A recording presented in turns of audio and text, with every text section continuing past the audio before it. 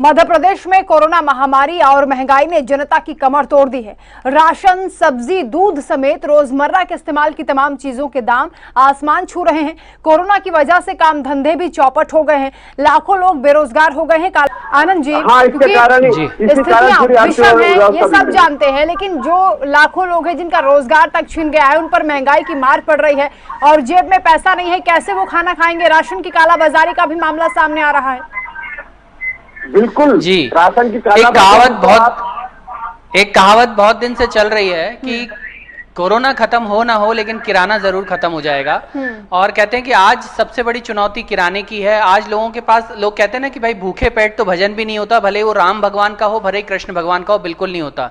सबसे बड़ी चुनौती आज कोरोना नहीं है। मेरे ख्याल से कोरोना से बड़ी अगर चुनौती है तो वो हमारी जो अर्थव्यवस्था जो पटरी से उतर गई है उसको पटरी पर लाना है। मैं आपका ध्यान केंद्रित करना चाहूंगा कि आज की डेट में ऑटोमोबाइल सेक्टर जो है वो 80% डाउन है, हमारा एजुकेशन सेक्टर जो है वो 70% डाउन है, कपड़ा उद्योग जो है वो 90% डाउन है, ऑटोमोबाइल के अलावा अगर हम एविएशन सेक्टर की बात करें तो 80% डाउन है। इसके अलावा अगर हम टूरिज्म इंडस्ट्री की बात करें तो वो भी लगभग कहीं ना कहीं 90% डाउन है। इतना सब डाउन हो रहा है। जरा आंकड़े आप देखिए, आपको बड़ी प्रसन्नता होगी जान के कि आज कोरोना से पूरे देश में 25 लाख मरीज हुए हैं, जिसमें से 50,000 मरे हैं, उसका दुख है, लेकिन 17 लाख लोग ठीक हुए हैं।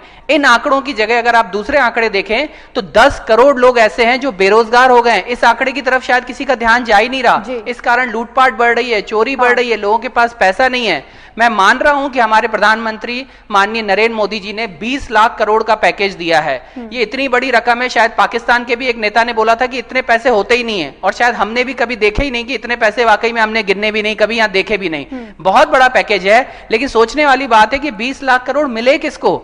क्या आपको लग रहा है कि 20 लाख करोड़ जो है सबसे बड़ा अगर महंगाई का कोई कारण है तो वो यही है, 20 लाख करोड़? अभी थोड़ी देर पहले हमारे विधायक महोदय ने ये बोला कि इस 20 लाख करोड़ की तरफ से हम लोन बांट रहे हैं। अरे आप लोन दे रहे हो उस फुटकर व्यापारी को, उस लोन दे रहे हो उस ठेले वाले को, लोन दे रहे हो एमएसएमई वाले को, वो कहीं ना कहीं उस लोन की भरपाई भी तो करनी है, उसको उसका ब्याज भी देना है, उसको असल भी चुकानी है। आगे कैसे हिम्मत करेगा ज्यादा कर्ज लेने? बिल्कुल सही, आपने बिल्कुल सही बोली। जब वो लोन चुका ही नहीं पा रहा है तो लोन के लिए वो क्या करेगा? अपनी सब्जियों के दाम बढ़ाएगा, अपने किराने का दाम बढ़ाएगा, अपने और चीजों के दाम बढ़ाएगा। कहीं ना कहीं बेरोजगारी के साथ साथ जब लोन मिल रहा है तो महंगाई बढ़ रही है। एक और चीज, अभी यहाँ पेट्रोल की बात आ रही है, आपकी टीवी पर भी बार बार फ्लैश हो रहा है कि एक तरफ हम देखें कि ये अभी बहुत बड़ी चुनौती है कि पेट्रोल के दाम जो है इतने ज्यादा बढ़ गए हैं जो आज तक कभी नहीं हुआ। दूसरा, क्रूड ऑयल के दाम कम हो रहे हैं तब पेट्रोल के दाम बढ़ रहे हैं, और वो भी आप देख रहे हैं कि प्रदेश सरकार या केंद्र सरकार उस पर सेस बढ़ाती जा रही है। यहां पर लोगों को फायदा देना चाहिए। एक तरफ आपने ट्रेनें बंद कर दी हैं, पब्लिक ट्रांसपोर्ट जो है वो 30 सितंबर तक बंद कर दिया, तो पूरा का पूरा लोड किस पे आ गया है? गाड़ियों पे, लोग अपनी कारों से जाएंगे। और दूसरी तरफ आप पेट्रोल में कमा रहे हैं। मुझे तो कभी कभी आश्चर्य होता है कि जहां आपको पेट्रोल के रेट कम करने चाहिए क्योंकि इंटरनेशनल मार्केट में कम है। दूसरी चीज आप देखिए कि एक बार, आज तक कभी ऐसा नहीं हुआ आजादी के बाद कि पेट्रोल और डीजल के दाम बिल्कुल इक्वल आ गए। पहली बार पेट्रोल और डीजल के दाम इक्वल आ गए। ये अपने आप में चुनौती है, इसीलिए तो ट्रांसपोर्ट एसोसिएशन ने हड़ताल की है। इसी कारण ट्रांसपोर्ट के कारण महंगाई बढ़ रही है, फल महंगे हैं, सब्जी महंगे हैं, किराने महंगे। इन सब पे बीजेपी को अपना ध्यान केंद्रित करना चाहिए, भले ही वो केंद्र सरकार हो, भले ही राज्य सरकार हो। विधायकों को खरीदना छोड़िए, आप कहीं ना कहीं उन लोगों का ध्यान दीजिए जो आपकी जनता है, उनकी मदद कीजिए। आनंद जी, क्या सिर्फ अनलॉक कर देने से सारी समस्याओं का हल निकल जाएगा? अब जो मैं बोलने वाला हूं, जय सिंह जी मेरे बात से इत्तेफाक रखेंगे कि हमारा देश जो है वो लगभग 70 दिन का एक बड़ा लॉकडाउन रहा।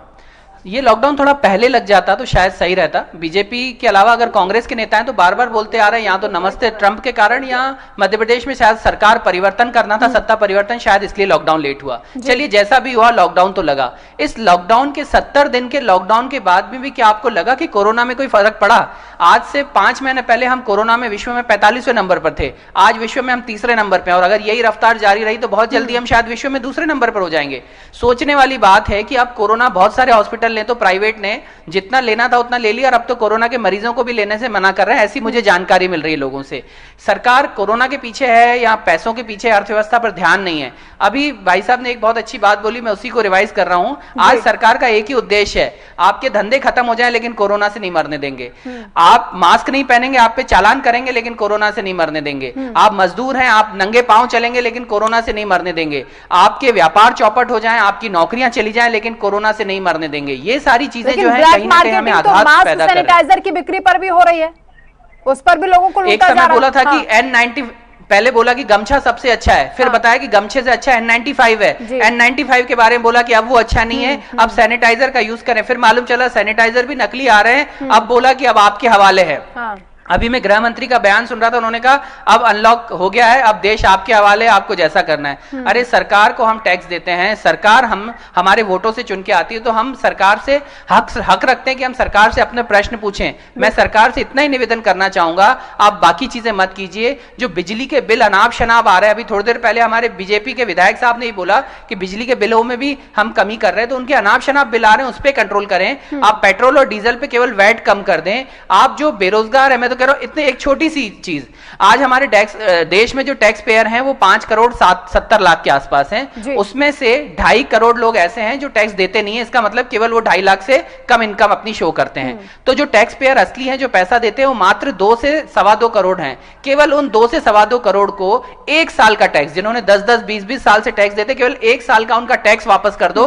मेरे ख्याल से उनको किसी लोन की जरूरत नहीं पड़ेगी, वो देश को वापस खड़ा करने में सक्षम है। लेकिन गवर्नमेंट इस तरफ ध्यान नहीं दे रही।